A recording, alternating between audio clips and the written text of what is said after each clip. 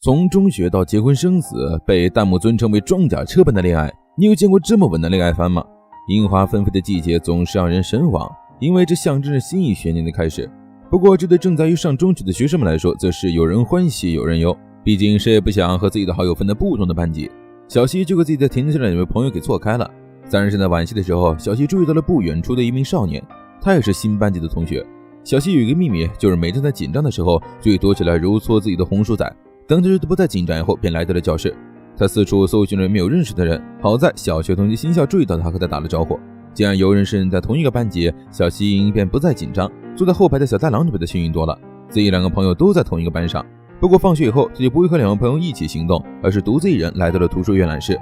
因为他是文艺部的部长，同时还有喜欢写小说的兴趣爱好，所以在操场上驰骋的小西不同，他更喜欢一个人安静地待在图书室里。结束社团活动回家的小西得知了一个好消息，今天一家人都要去外面的家庭餐厅吃饭。有时候不得不称赞，缘分真是个奇妙的东西。就在他们家隔壁，正好就是小太郎一家。2人隔着护栏远远地望见了对方，一下想起了对方是自己的同班同学。在接饮料的时候，2个人又一次遇见了对方。小太郎下意识就想来一杯碳酸饮料，但我觉得这样自己是不是太幼稚了，于是拿起了杯子，走到一旁的咖啡机旁接了一杯冰咖啡。妹妹一直都没过来，老姐背过来看了一眼，听他说那个男孩是自己的同班同学以后，老姐马上回到座位告诉老妈。于是呢，小西回到座位上时，发现父母已经热情的叔叔阿姨打起了招呼。小太郎的父亲看了一眼，夸赞小西的孩子挺可爱的。老妈让他别这么说，毕竟小太郎现在正处于青春期。刚端起咖啡喝了一口的小太郎直接被呛到说不出话，这咖啡也太苦了，果然想中的成年人的样子不容易。吃完饭离开前，小西就不好意思地告诉小太郎，希望2人在校外碰见的事在学校不要说出去，不然太羞耻了。小太郎点头同意了，又看了一眼他穿的田径队服，寻思难道穿这个就不羞耻了吗？不过自从那日之后，2人白天都没有再说过话，双方都下意识避开了对方，遵循了那晚的约定。体育季临近，小太郎和小西都被分到了用具组，负责指挥他们的是田径部的前辈比良。前辈在前面絮絮叨叨指挥工作时，小西的注意力全在小太郎翘起的呆毛上。会议结束后，好友哥们就提拉一个微信群，这样也方便通知。全员都到齐后，小西才发现少了翘毛同学。来到学校以后，小西想要找小太郎加上联系方式，但因为太过紧张而错过了这次机会。下午放学以后，小太郎便来到了邮局门口，将自己写好的小说投到了邮箱里。回家的路上，他顺道去了丽花谷书店。店长丽花是小太郎的邻居，他们都在同一个街区。丽花店老告诉他，下周5的庙会排练不要迟到了。小太郎点了点头，继续在古典文学里找自己想看的书。他一抬头就看到了太宰治所著的《女生图》。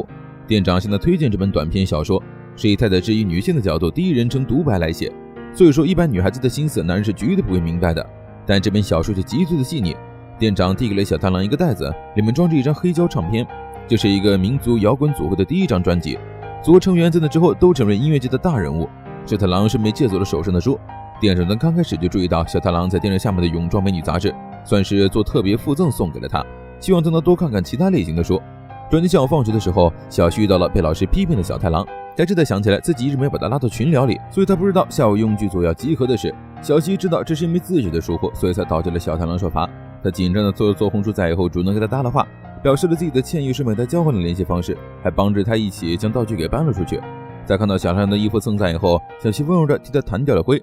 搬完东西以后，2人便道了别，关系似乎也没有之前那么僵硬了。晚上回家，小太郎就加上了小西的联系方式，是不兴奋都是假的。他激动地用拳头打着房间里的灯绳。太宰治说过，幸福感如同沉寂在悲哀河底之下隐隐发光的金沙，这句话出自于太宰治的斜阳，何尝不是2人现在的心情呢？在冰释前嫌之后所见到的幸福感，当真如同金沙一般耀眼。夜深人静的时候，小太郎却迟迟没有入睡，他端坐在书桌前构思着自己的小说。晚上有多兴奋，第2天读书的时候就有多困。老爹一眼就看出来这小子在写小说呢，毕竟老爹也是年轻过的，他支持小太郎做自己喜欢做的事，毕竟这就是青春嘛。小太郎一直没让周围的人看过自己写的小说，因为太宰治说过，人既不能影响他人，也不会受他人的影响。到了学校，小太郎就在休息区里哈欠连天。和他不同的是，小西作为田径部的成员参加了女子200米的比赛。听到小西的名字以后，小太郎瞬间提神，眼看小西像一阵风似的窜出去，很快甩了其他女生一大截。一旁的基友正在脸红心跳，忍不住露出了意味深长的笑容。办公室的小太郎起身帮忙收拾道具，却瞥见了被比良缠上的小西，真羡慕对方能这么自由地和小西对话。班上的男生都在参加拔河比赛的时候，浪漫就都溜到了饮水区，还被梁子老师给逮了一个正着。拔河比赛结束以后，红队的比分遥遥领先，小太郎也差不多该上场了，抽到了男子200米，是他不走运。他只能再次在心中念叨着太宰治的名言警句：人在嘲笑中变强，但说到底自己也不想被嘲笑。好巧不巧，他还正好和田径部的部长比良一个组，也不知怎么的，忽然就起了好胜心，想赶紧追上去，没想到却一个趔趄摔了一跤。在一阵此起彼伏的嘲笑声中，他再次爬起来朝着终点跑，却还是没能跑过其他几个人，拿了最后一名。先前比良这个小西约好了，要是自己赢了的话，他要请自己喝饮料，于是走到他们面前比了一个手势。这一比直接引起了同学们的八卦之心，几个好闺蜜立刻开始撮合了起来。小西尴尬的百口莫辩，可怜兮兮的小太郎一个人来到了医务室，约到了小西的朋友千夏。千夏一眼就认出来这是闺蜜口中的翘毛同学，她贴心的替小太郎包扎了伤口。离开小太郎一看掌心，这包扎的啥呀？到了午餐的时候，父母想着这应该是女儿最后一次参加学校的运动会了，便带了许多美食来。老爸还为了记录女儿的参加接力赛的画面，还专门带了相机来。虽然老爸是好意，但这相机无意中给小西增加了压力，所以比赛前小西一直捏自己的红薯仔，被小太郎看到了。田径部开会的时候，小西为了拿项目表，不小心将自己的红薯仔落在了沙包袋子里。发现红薯仔不见以后，小西便四处寻找，但是哪儿都没找到。而男组这边障碍赛已经开始，箱子里却空空如也。小太郎见状，赶紧将借我表拿了出去。浪漫在看到自己抽到的表时，忍不住大笑起来，走到梁子老师的面前，牵着他的手朝终点跑。但纸条上写的什么，他决定对老师保密，毕竟要是让老师知道了自己喜欢他，说不定他就不愿意陪着自己到终点了。在啦啦队表演期间，小西一直在找自己的红薯仔，要是找不到的话，他就无法安下心来。时间很快到了接力赛的时候，红队一直领先的最后一棒会交到小西的手上，但或许是因为他有些力不从心，所以也棒掉了，导致红队落在了后面，让黄队抢先了。本来比分一直超近的红队因此输掉了比赛。闺蜜们看出来小西却失落，便送着比良去安慰他一下。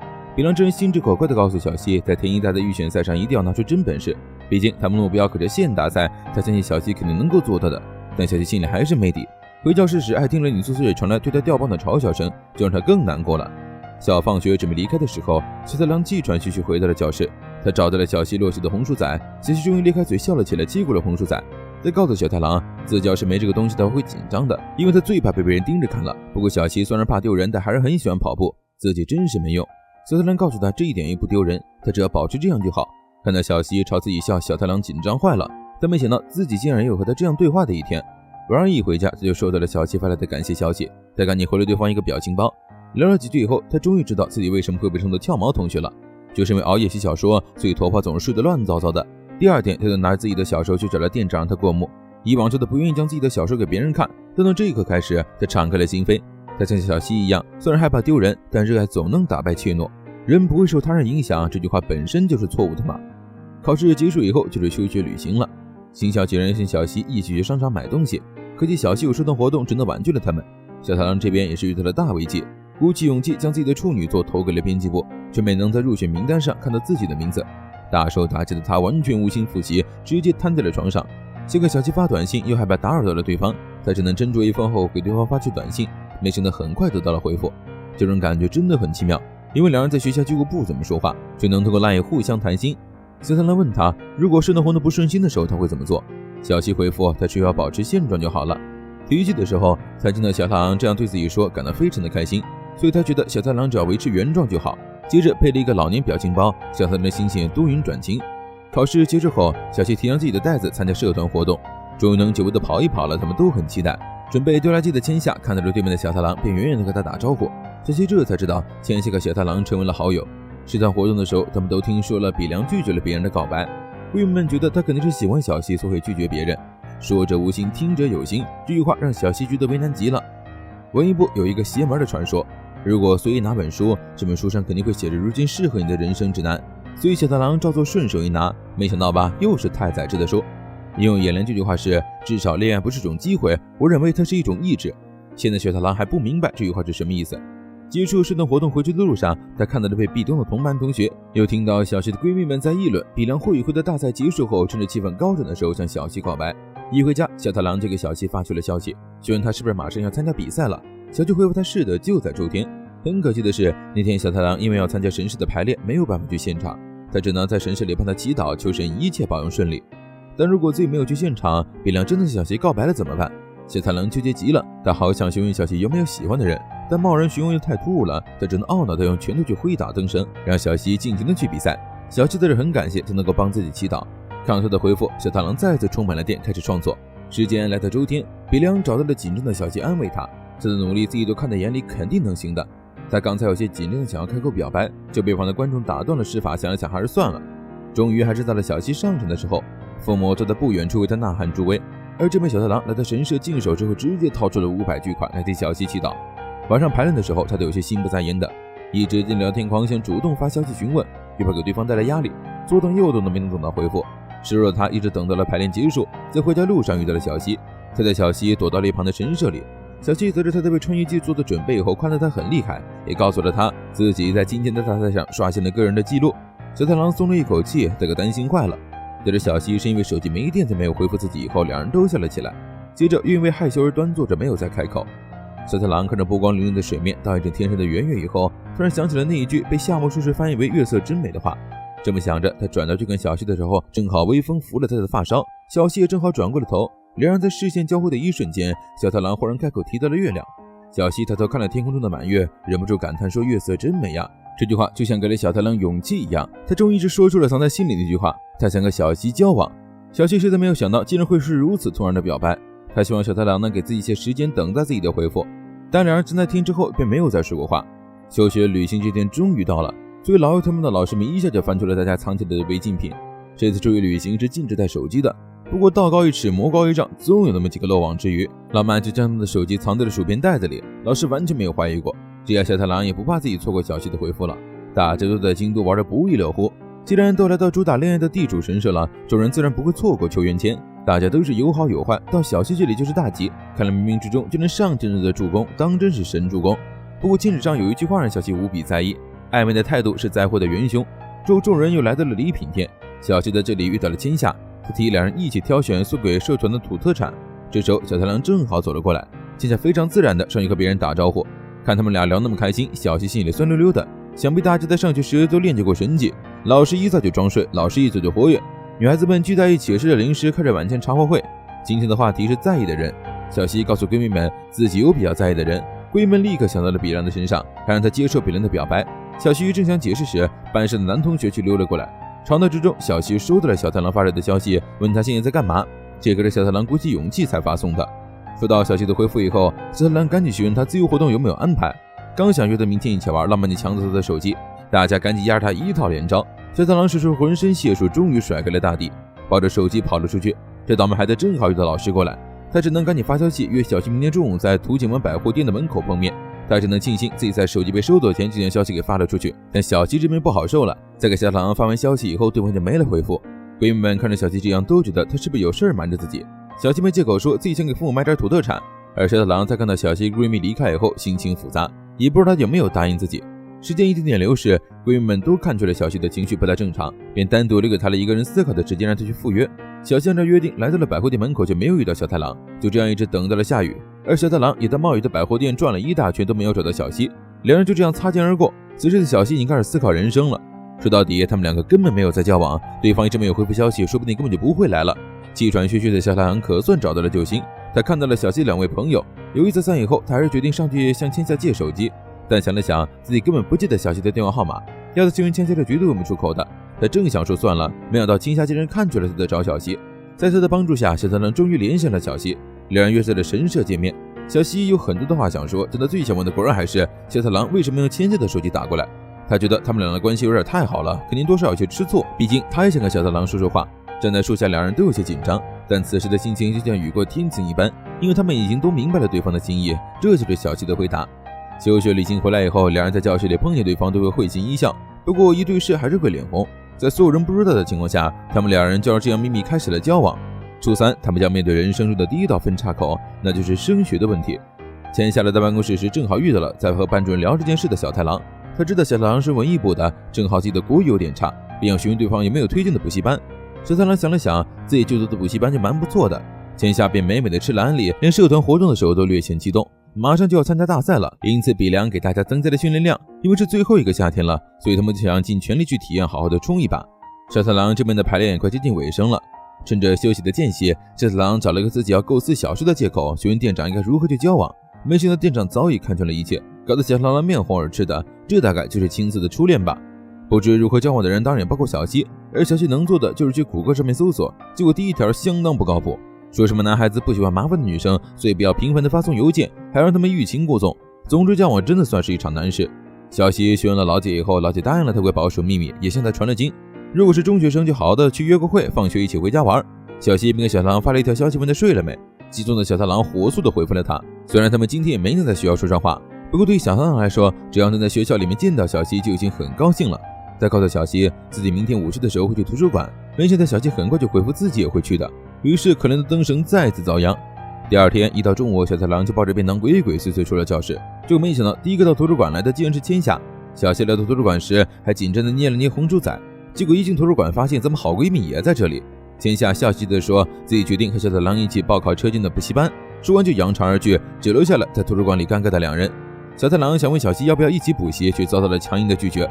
本来美好的约会时光就这样被打破了，这大大影响了下午社团活动时小西的成绩。别人问他是不是发生了什么事，想和他好好聊一聊。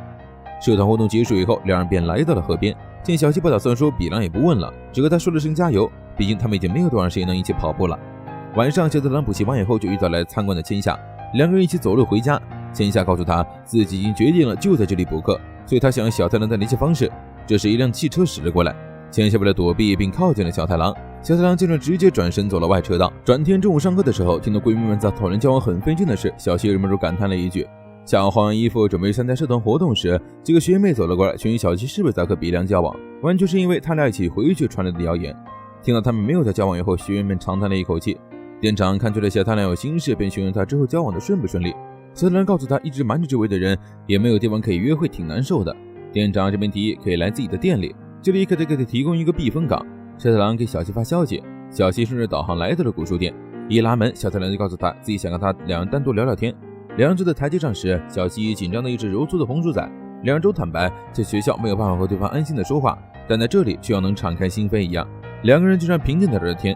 听小西成绩还算可以，小太郎羡慕极了，因为他小时候完全没有学习，成绩特别差。小西觉得这样也挺好的，毕竟为了梦想而努力奋斗的人一直都是在发光的。小西马上要参加县大赛的预选赛了，但成绩一直提不上去。小太郎告诉他自己非常喜欢小西跑步时的样子，所以他也想去看比赛，替他加油鼓劲儿。小西害羞地表示自己也希望他能来。说这句话以后，两人安静了许久。小太郎主动 A 了上去，牵住了小西的手，于是小西也反握住了他的手。直到小西的手机响了，两人才分开。然而这个消息属实爆雷。现在告诉小西自己好像喜欢上了小太郎。人和动物不同，人都是有秘密的，而大多数人都会选择将秘密埋在心底。小太郎沉浸在和小西关系变好的甜蜜中，晚上还接到了出版社的电话，他赶紧跟小西发消息，到第二天一早的图书馆碰面，正好小西和他聊一聊签下的事儿。第二天一早，两人坐在图书馆的角落里，小太郎告诉小西，出版社叫自己过去，说是想聊聊关于新人奖的事。小西觉得太厉害了，已经得奖了也说不定。他打心底里觉得小太郎的梦想或许可以实现，但和出版社约好的时间正好就是周天，也就意味着他没办法替小西加油了。小西就说是没什么，还伸手想和他拉钩，两人约定好了一起努力加油。和小太郎碰面以后，小西觉得现在自己不能说那件事，破坏这么好的气势。星期天一早，小太郎就收拾好准备出发了，但他并不打算告诉父母自己是去出版社。虽然路程很远，车票也很贵，但毕竟是为了自己的梦想，小太郎还是踏上了前往出版社的电车。小西他们已经坐车来到了巡谷站，两个人牢记的那天拉钩做好的约定。宣了完以后，千夏刚想听到小太郎的事，小西便直接宣誓了主权，告诉他自己在和小太郎交往。千夏告诉他自己当然知道了，他很感谢小西愿意说出来。很快轮到他们上赛道了，但小西太过紧张，一不小心冲过了头，下一步就被身边的千夏给超了过去。最终在没能晋级比赛，只有千夏一个人成功晋级，还刷新了自己的个人纪录。同时小太郎这边也遇到一个大坎，原来对方并不是看上他写的小说，而是看上他这个人。他是另一个文库的编辑，他们正在挖掘年轻的作者，所以他们觉得小太郎并不是个写纯文学的作品，希望他能够放弃转战轻小说，因为轻小说变现快，比他盲目追求文学奖浪费时间有益多了。比赛结束后，小西一个人坐在台阶上，别人问他今天的比赛到底怎么了，感觉他完全没有集中精神，甚至成绩比去年还差了。他觉得小西可以做得更好的，没想到几句话把小西给说哭了。他跟人解释道自己很喜欢小西跑步的样子，因为他看上去很开心。但此时小西已经听不进去任何的话了。一回家，小太郎就被母亲就是批评了。父亲是很支持小太郎的梦想的，但是母亲正相反，他觉得写小说是不求上进的事。面对父母的争执，小太郎又沉默了。不过好在小西这边的父母倒是看得开，安慰他接下来反正有别的比赛，不用把这次比赛结果放在心上。吃完饭以后，小西回到了房间里，老姐紧随其后帮老妈打探情况。听到妹妹吐槽最近实在太糟糕了，老姐便以过来人的身份告诉她恋爱的话，这种事是常有的，两边都无法兼顾，到最后两边都不行了。小西告诉姐姐自己有一个朋友，他和自己喜欢上了同一个人，他不知道该怎么办。老纪表示当然是马上绝交啊，但小西做不到，因为朋友对他来说也很重要。没能获得理想的成绩，两个人都没有给对方发消息，直到半夜小太郎才给他发去消息，说自己想见他。小西回复了他自己也想见他，于是第二天一早他们又在图书馆碰面。小太郎知道小西已经足够努力了，但小西还不满足，他还想继续努力，因为他喜欢跑步。小西的话就像一个定心丸一样，让小太郎也坚定了他的努力。毕竟他们已经约好了，所以小太郎还是坚持走纯文学，他不想轻易的放弃去庸俗的追求变现快的文字。下午放学后，小西叫住了千夏，为自己隐瞒了和小太郎交往的事和他道歉。千夏也向小西道歉，小西虽然不知道该怎么办，但是他知道他们两个依然是朋友。千夏觉得自己还是要好好的去跟小太郎表白，而彻底的放弃他。正好千夏的父母有东京巨蛋城的免费券，所以他想不如再叫上比良4个人一起。没想到一听去游乐场玩，老板马上举手表示他也要去，秦小太们立刻举手表示也要去，于是就这样奇奇怪怪的9人组一起来到了东京巨蛋城。老板毕竟是小太郎的基友，可谓是直接将助攻拉满了，独自一人坐了一班过山车，给了他们两配对的机会。没想到千夏竟然主动提出了要和小太郎坐在一起，对着小西就能和比良挨着。过山车缓缓往上行驶的时候，小太郎听到后排两人聊天的声音，说不羡慕是假的，可以说他连过山车的兴趣都没了，一直惦记着自己的老婆，生怕被人抢走了。千防万防，还是防不过下车的时候，小西因为害怕跌了一跤，被比良给牵了起来。众人来到礼品店，毫不知情的吃饭群众还在硬凑合比良和小西，甚至还偷拍两人的照片。小太郎真是一脚踢翻了醋坛子，转头去找独自一人浪荡的浪漫，找了一圈没找到，千夏跑了过来，他拿着刚才坐过山车时拍的照片，发现小太郎可谓是生无可恋。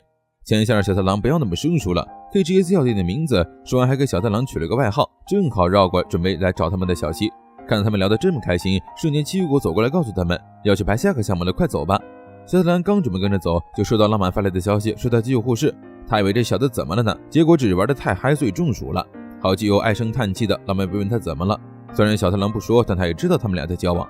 今天这种情况确实特殊，他提议不如他们俩单独溜着去玩怎么样，他有好好的助攻包在身上就行了。小太郎嘴上说着不要这样，心底乐开了花，结果很快得到了噩耗。小西此时和比良在一起迷路了。小太郎来到了大家的根据地，询问小西去哪儿了，没想到众人却一副八卦的样子，表示不要去找他们了，他们俩互相喜欢都暴露了，如此般配，你干嘛要去打搅呢？小太郎寻思这哪能行，直接转头就走。千夏见状也跟了上去。小太郎找到了他们俩人，直接一咬牙一跺脚叫住了小西，接着上前告诉比良小西是自己的女朋友，他们正在交往。说完这句话以后，他们牵着小西的手离开了，只留下拜权二人组男默女泪。比良回到大部队这边，询问金子他们是否知道了小西在和小太郎交往这件事。众人都惊了，只有浪漫在一旁应和道他们俩早就在交往了。而这边6人组的2人组决定好好独处，不跟大部队一起走了。他们点了一份章鱼烧，这是2人第一次一起吃饭呢。这之后他们又去玩了激流勇进和鬼屋等，一直到夕阳下山后，小西倒是手一想合影一张，结果2人隔得实在太远了，便又重新贴紧拍了一张。这张照片总算有点2人在交往的感觉了。到了天黑，千夏才回到了队伍这边，众人发现千玺的眼眶红红的，这才知道原来他也曾单恋过小太郎，便赶紧围上去安慰他。而这时4班2人组顺着台阶往上走时，看到了绽放的樱花，他们约好了下次一起再来游乐园，就他们2个人。小太郎牵对了小西的手，烟花下他们注视着彼此，正准备亲亲时，被熊孩子打断了，2人都忍不住笑了起来。回去的电车上，小西给千夏发出了消息，千夏哭着表示自己真的没有办法去表白，小西觉得很抱歉，毕竟有时候自己也需要为爱不顾一切的勇气。很快小西恋爱的事便传遍了天津部，马上就到开学了，到时候小西说不定会受到大家瞩目的。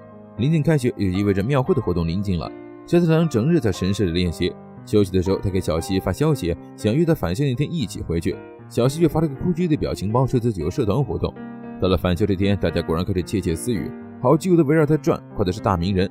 小西被女孩子们拉到厕所里进行少女们的私密谈话，他们想知道小西为什么选择小太郎，他们只是在班上对视了一眼，同学们就开始起哄，搞得2人都有些脸红。下午放学，小西去参加社团活动了，浪漫给小太郎出主意，虽然他有社团活动，但你也是文艺部的部长，不正好可以等到活动结束一起回去吗？被点醒的太郎收拾了包就追了下去，告诉他自己有社团活动，虽然没有明说，但2个人都明白了对方的意思，约好了放学一起回家。中午的时候，小太郎约好了和小西一起在图书馆吃饭，小太郎一个人坐在图书馆里思索了自己该什么时候去叫小西的名字，念着念着还给自己整不好意思了。小西在进图书馆之前也美美的喷了些香水，2个人似乎都开始尊重自己在对方心中的形象了。他们一边吃着饭一边聊着天，小西等到秋天隐退之后也要参加补习班了。小太郎此时还在纠结于庙会的训练，下午的时候他再参加一次排练，小西兴奋地表示他也想去看看。小太郎虽然有些不好意思，但还是带着小西来到了庙会。大叔一看这水灵小姑娘没见过呀，立话一张嘴就给孩子暴露了，这些大家都知道了，小西是小太郎的女朋友，老哥还贴心的给小太郎一个垫子，让他去给小西当坐垫。小太郎认真的排练的身影深深的刻在小西的心中，还真是见到了和平时不一样的他。他觉得非常棒，也感到非常的高兴。梨花老哥对于打断他们那人时光感到非常抱歉，他告诉他们在附近的冰川神社挂了风铃，可以去看看，非常的漂亮。大叔给小太郎塞了点钱当做心意，大家都在给俩孩子助攻，让他们好好的放松一下。换完衣服以后，小太郎便到了约定的地点等待小西。让他没想到的是，小西竟然穿了一身和服过来。小太郎只觉得眼前一亮，非常的心动。因为是个小西一起，所以平时不爱吃的白薯在夜市里都变得非常美味。顺着小巷往前走时，小西看到了筐筐里的红薯仔，和自己包里的一模一样，非常的软和，捏了男人心情变好。两人一路来到了饰品店，小西询问小太郎的生日，反映是在8月7号，刚过了没多久。他感到非常的懊悔，自己竟然不知道也没有帮他准备好生日礼物，甚至连祝贺的话都没有说。小西找了个借口，一路小跑来到刚才的店铺，想要替小太郎挑选一份礼物，但下面的都有些太贵了。最终他的目光放到了红薯仔上。回到小太郎身边以后，他顺着人流来到了冰川神社。满排的风铃被风一吹，就发出了清脆悦耳的声音。许愿牌在风中摇曳，承载着美好的梦想。小西想往前走时，脚下一疼，这才发现因为顺着木屐，自己的指缝都被磨破皮了。但他忍着没说，和小太郎一起到了写希望牌的地方。更好，刚才大叔给小太郎塞了1000日元，够他们两人一人一张许愿牌。他们在木牌上写下了自己的愿望，又来到了神庙前虔诚的祈祷。足够货码长了以后，小太郎注意到了小西的不舒服，便坐在一旁的花台上。小西想贴创可贴，发现根本够不着，小太郎便蹲下去，轻轻地捧着他的脚，就给他贴上了创可贴。小太郎非常的不好意思，转头就走。小西叫住了他，将刚才买的礼物借给了他。虽然是迟来的生日祝福，但心意一点不会减少。能收到和小西一样的红薯仔，小太郎觉得非常开心。小西看到他喜欢以后松了口气，他生怕对方会不高兴。刚才一路上都在想着找个好的时机将礼物送给他，所以心脏一直都在砰砰直跳个不停。小太郎鼓起勇气叫出了小西的名字。替换称呼的时候，两人都相视一笑。小西不停地揉搓红薯仔，看上去非常的紧张。小太郎再一次 A 了上去，他伸手握住了小西的手，在下季末的桥梁上落下了一吻。虽然在学校里大家都没有见过两人说话，小太郎也非常的不起眼，所以小西到底为什么喜欢他呢？小西的回答是，小太郎虽然很不起眼，但和他在一起的时候自己会非常的安心。那一晚，神社两人所写下的许愿牌上默契地写下了愿我们能永远在一起。秋季大赛也意味着田径部的成员们将要隐退了，这将是他们高中的最后一场比赛，所以父母肯定都到现场来。对于小西来说，父母来是常事了，但两闺蜜却觉得父母在现场实在是太丢脸了。不过她想知道好闺蜜上了高中而会不会加入田径社，未来还没有个定数呢，有人愿意也有人不愿意。不过在那之前，他们就先考虑好就读的学校。小太郎对未来还是一片迷茫。下放学以后，他照常来到了书店。小西在结束了社团训练以后也来了，这段时间就专门留给他们两人独处的。借此机会，小太郎询问了小西有没有决定好志愿的学校，小西还没有决定呢。不过他们都想，要是能对方同一所学校就好了。小太郎想了想，自己怕是不行了，成绩吊车尾和小西比根本不行。不过他没有往好想，就算不是同一所高中，两人家住得近，也是能够时常见面的。晚上回家以后，小西就收到了老爸的人事调动消息，他将被调回总公司，这也就意味着他们又要搬家了。总公司在千叶，一家人大概要搬到东京去。小西的心顿时凉了半截。姐姐记得那附近的光明高中非常不错，对社团的活动也非常的支持。难道两个人好不容易历经千辛万苦在一起，这一搬家又得分开吗？回到家的小太郎脑子一直重复着编辑说自己没有才能的话，一直吃饭的时候听到母亲关心的询问志愿学校的事实，都是一脸的不情愿。他觉得儿子除了补习班没有他好好学习，该为除了努力一把了。父亲觉得吃饭的时候不要聊这些，况且孩子有自己的想法。排练的时候，梨花一眼就看出了小太郎心不在焉的。小太郎问店长有没有看过轻小说，店长告诉他当然看过，毕竟自己可是开书店的。轻小说就跟普通小说一样，什么类型都有，既有有趣的又有无趣的。如果他很在意的话，不如找一本来看看。晚上回家，小太郎收到了小西发来的消息，小西告诉他自己第二天的社团活动会拖得很晚，所以他可以先回家，毕竟离近大赛了，他也想多练习一下。小太郎表示穿越记忆快到了，自己也想多多练习。小西告诉小太郎自己的最后一场比赛，一想呢还是有些紧张。听到小太郎要去以后，就得赶紧害羞的表示不可以。小太郎便说自己会在远处替他加油的。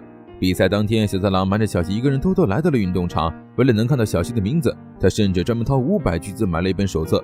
接着小西发起消息，希望他能够好好的享受比赛。小西的父母也出现在看台上，准备为他录下矫健的身姿。想想以后，小西在赛道上奔跑了起来，会员们也在全部为他加油鼓劲。这一次他刷新了自己的个人最好成绩，以第1名取得了胜利。小太郎在小西发现之前就已经离开了运动场，当然签下去捕捉到了小太郎的身影。中午吃饭的时候，小西看到了母亲的便当上给自己的留言，这3年来辛苦了。千夏感叹这是他们3人最后一次一起吃便当了，不过他们以后还要一起跑很远。临当的是3人都忍不住哭了起来。比良过来拿便当的时候，看到他们3个的鼻子都哭得红红的。听到这句话，少女们对视里也又笑了起来。吃完饭以后，小西将自己刷新了个人成绩的好消息发给了小太郎。虽然小太郎什么都知道，但他还是亲口听得娓娓道来。小收拾冬至的时候，比良问小西高中的时候还会不会参加田径社。听到比良想参加以后，小西告诉他自己其实也想继续参加，因为喜欢奔跑。聊天之中，小西不小心说出了自己可能要去搬家去迁业的事。这件事他没有告诉其他人，比良是第一个知道的。再告诉小西，如果是迁业的话，那肯定是光明高中最好了。晚上乘电车准备回去的时候，比良忽然提出下雨的穿越季大家一起参加，就当是田径部最后的聚会。比良平时很少主动提出大家一起聚会，千夏觉得这太少见了，不用他是不是还没有放弃追求小西。比良告诉他，毕竟自己还没有去挑战过，自己的心意是阻止不了的。晚上父亲进了小太郎的房间，想跟他聊聊。他觉得小太郎不用非得挑重点高中，为了自己想做的事选择喜欢的地方就好，不必太过纠结。大概这就是老父亲的浪漫吧。小太郎松了口气，又给小西发这个消息。他坦白了自己今天看他比赛这件事，给小西吓了一大跳。不过正因如此，小西也觉得自己不能再瞒着搬家这件事了。看到这则消息的小太郎赶紧给小西打去了电话。比起文字，他更相信他亲口告诉自己，小西的志愿基本定在了光明。小太郎还特不这帮老师询问了关于光明高中的事。梁子老师对于小西要考光明这件事非常的支持，毕竟他成绩挺好的。晚上小西来到补习班报了名，远远的看着了小太郎认真学习的样子，在楼下等着他放学。就2人一起走了回家的路。小西告诉小太郎，自己已经决定接受光明高中的保送名额了，所以对不起。2人距离一下变得好远，他不知道该怎么办了。小太郎觉得这不是他的错，而且他们的感情这段距离远也没什么。他想努力试着考一下这所学校，他们都想努力的为自己的未来而向对方奔赴，哪怕路程有2个小时，小太郎也不觉得累，还想去看看。周末就是万众期待的穿越季了。穿越季拥有370多年悠久历史和珍贵文化价值的传统祭典。最引人注目的就是华丽炫彩的彩车巡游，彩车会装饰精美刺绣和雕刻的车身以及大型人偶。等2辆彩车的十字路口交汇时，则被称作为舞蹈阵头，音乐声会愈演愈烈，彩车交错周围的群众都会带动人发出呐喊声。至此，整个祭典会被推向高潮。而小太郎正是负责彩车的项目。大家到齐以后，便来到了神社参加庙会。比良提议一起去鬼屋玩，众人被吓得鬼吼鬼叫的，出来腿都软了。这时候，不远处传来叫喊声，小西远远的就看到了台子上舞蹈的小太郎。众人都夸赞这小子看上去还挺帅气的嘛。听到大家的赞扬，小西心里也美滋滋的。这一趟给孩子累坏了，一下车他猛干了一瓶凉茶。丽花走过来告诉他关于之前他提到写小说的事。就小太郎的文笔来说，对于喜欢轻小说的人来看，大概也是通用的。大叔走过来告诉他们，距离下一场表演还有点时间，建议他们这时候去逛逛庙会。小太郎当然是立刻联系了小西。小西这边因为猜拳输了，要跟比良一起去丢垃圾。见他一直盯着手机，比良叫住他，问他要不要一起去吃薯链。看到小西吃得一脸幸福，比良决定好好表达自己的心意，毕竟再不说对方就要离开穿越了。再告诉小西，自从听到他要搬家以后，自己就变得很奇怪，特别的不知所措。他一直很喜欢小西，也一直都看他拼命奔跑的样子。他想知道为什么小西会选择小太郎，明明比起他来说自己更了解他，自己也一直最喜欢他了。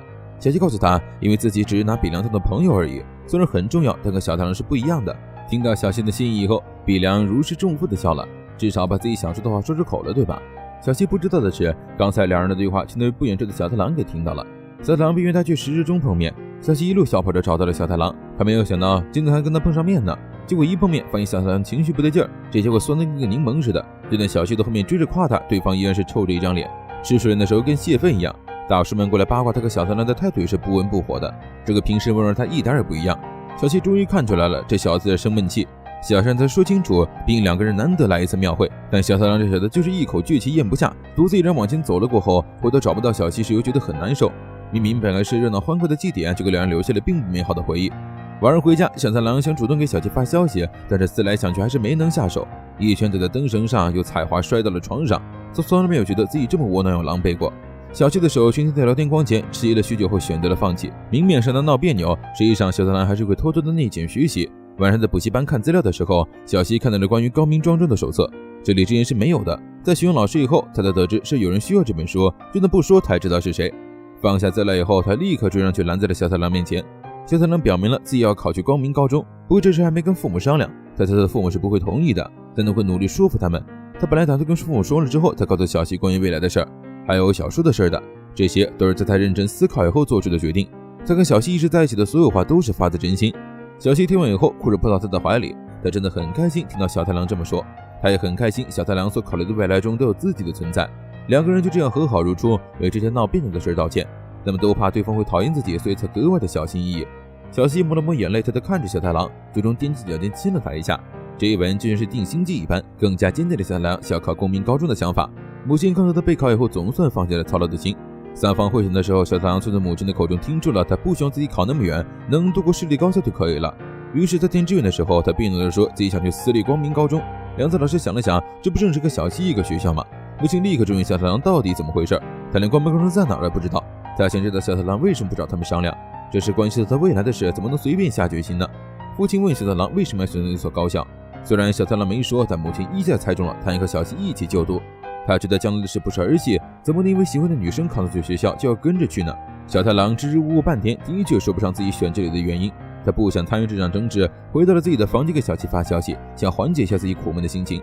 真的没有告诉小希自己和父母吵架这件事，不想为这件事耽误了小希的学习进程。聊完天以后，小希挑灯夜读都快到12点，看到姐姐睡着了以后，才从被子里掏出自己买的毛线织起了围巾，没想到竟然被老姐给炸了一手。看到妹妹都愿意为心上人织围巾了，想来他们两个人的关系非常顺利。姐姐问他们等毕业以后怎么办呢？听他们俩要考一个高中以后，他直呼这样不行，毕竟他们又不是一辈子在一起，万一分手了怎么办？小希告诉他们是不会分手的，他有信心。自从昨天和父母吵架以后，小太郎连晚上的晚饭都不愿意吃。母亲叹了口气，给他捏了个大饭团，躲到房间里。虽然不想承认，但肚子还是诚实的小太郎只能向饭团低头。第二天来到学校，就发现班上的同学在窃窃私语。老麦这时也钻出来问他到底真的考光明高中，你写的真厉害。小希这边也被闺蜜调戏，你们俩是不是赶紧结婚直接锁死？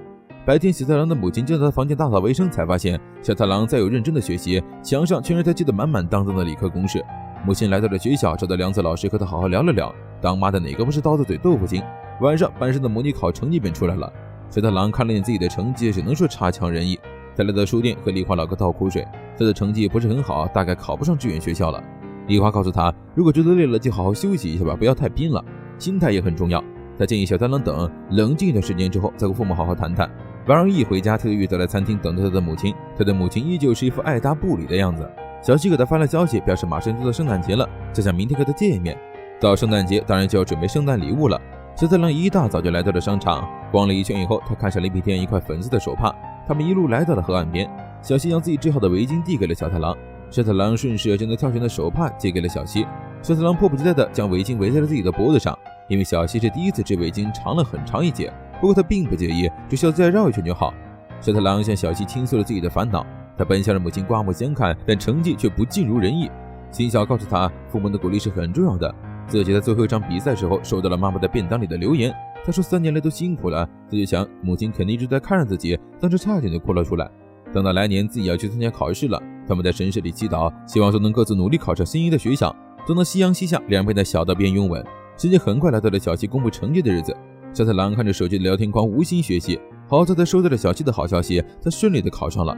天下听到以后也跟着欢呼了起来，就是更加坚定了小太郎要好好努力考上的决心。不过父亲一眼就看出了这小子通宵了一晚上，他告诉儿子可以去考光明，但是考不到的话，他要保级的同时去考市里高校。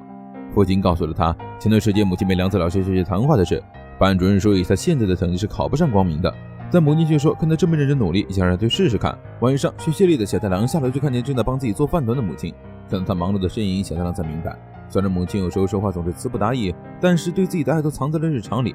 母亲温柔地让他坐下，给他倒了杯热茶，劝他晚上早点休息，早点起来学习。难得他这么努力的去学习，要是考试那天睡过头了，可就没有意义了。